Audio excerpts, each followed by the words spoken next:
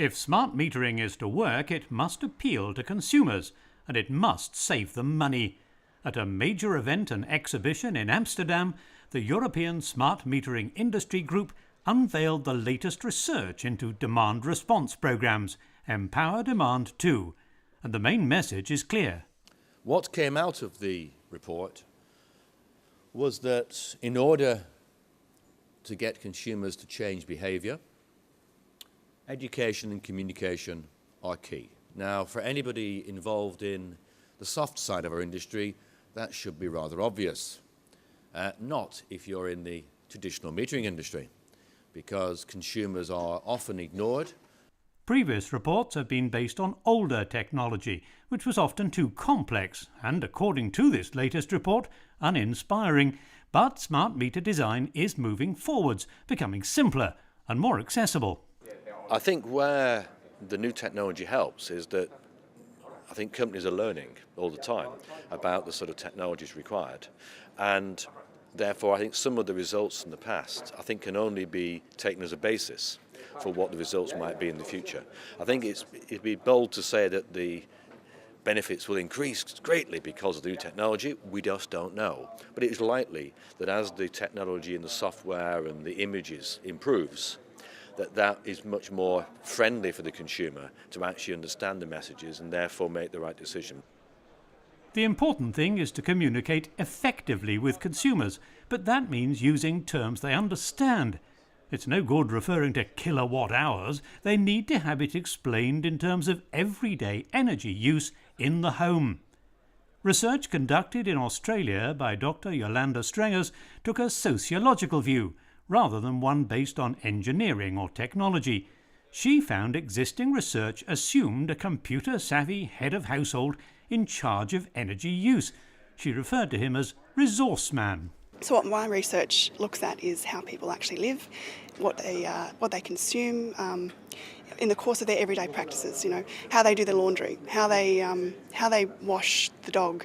With the appropriately targeted communication in everyday language, consumers do get the message and will begin to adjust how and when they use electricity. Householders are incredibly innovative, and I think we don't give them enough credit a lot of the time. They're used to adapting, they're used to things going wrong, they're used to breakdowns and disruptions and moving things around to different times of the day.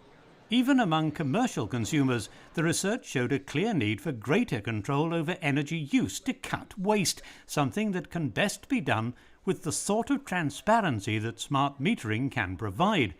At present, of 1,000 staff at just one German company, some 44% leave their computers on overnight, wasting more than €77,000 a year. That's quite a huge amount of money they could save, that's right. These numbers are from 2009. Things have been changed, that's right. But we have figured out that there is a potential from 5% of savings up to 30-40% in each company. European Union countries spend around €500 billion a year on importing energy, and they really want to cut that bill. Now, feedback and control through smart meters are obviously key in reducing consumption. It could be reduced by rather more, in fact, than the pilot tests so far have suggested. But the meters must engage the public. They must be user-friendly, easy to read and understand. So, education and communication really matter. And that means explaining to people why shifting their energy use away from times of peak demand may not reduce their consumption, but it will reduce their bills. I think we also have to recognise that there are some loads that are not switchable. If you want to watch the TV when the football's on, you don't say, I'll put it off for 2 hours because it's cheaper. That's never going to happen. Similarly, when you want to boil a kettle, you're not going to put it off for an hour. However, there are many loads, and it's some of the big loads that are definitely usable. I mean, I last week, for instance, used a high-pressure water pump in my garden. Found out it was running 2 kilowatts. Now, I could have done it if I was on a time of use tariff and finding out I was paying 3 times the price around lunchtime. I probably would have said, you know what, I won't do that over lunchtime, I'll do it in the afternoon. So yes, you're quite right, a lot of things are not switchable, but an awful lot of the big loads are, and it's those big loads that in terms of when you're looking into smoothing the curve of a grid, it's those big loads that really make the differences in terms of demand response.